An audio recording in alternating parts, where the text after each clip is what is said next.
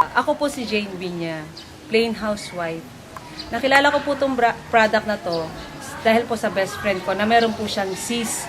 So sa akin naman po, tinry ko to from April 10 up to now, ginagamit ko siya. Dahil sabi nga nila, it kills bacteria. So gusto kong subukan. Yung anak ko kasi may sinusitis. So ang ginawa ko ho kasi is from December, inanuhan siya ng gamot para sa pag-spray sa ilong. Every morning ho, nag-hatching siya at saka tumutuloy si puno. So, ang ginawa ko sa anak ko, eto, 9 years old, may sinusitis ho siya.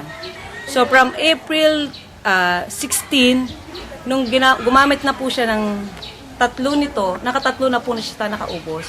So, from April 17 ng umaga, naubusan siya, bumili yung mister ko. Ito po yung pinakabagong bote niya po. So, from April 17 up to now, hindi na po siya gumagamit. So, doon napatunayan ko na talagang nakakagaling siya. Ako rin po kasi is may sinusitis. Doon po sa sinusitis ko po, ang ginawa ko po is dahil nga po nung gabi ng April 25, umatake po ang sakit ng dito ko grabe. Pero may gamit pa po akong panty liner. So, nilagay ko siya from 11 PM ng gabi. Ito po yung ginawa ko sa akin. Sabi ko nga is wala namang masama kung itatry ko. So, from April 25 po, na ginawa ko ng 11 PM, 6 o'clock in the morning, nilagay ko ulit siya.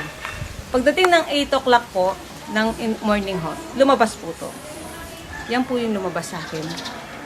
Ngayon po, nagulat ako dahil talagang, grabe ho, ang baho-baho talaga. At nakaamoy na ako kasi ang tagal ko nang di nakaamoy. So, akala ko po yung detoxifying ko dito na natapos. From May 4 po, naulit siya. Ito po siya. Up to now, every week ho, nagde-detox ako ng mga laman na yan. Pero hindi na ganyang kalaki. So, ito po yung mga picture nung that time na ginagawa ko. So, bukod po sa picture, ito po yung pinaka-bote na nilagay ko po siya sa alcohol. Ganito po siya kalaki. Yung lumabas po sa akin. Yan po. So, hanggang ngayon po is nagde-detox po ako. Yan po yan.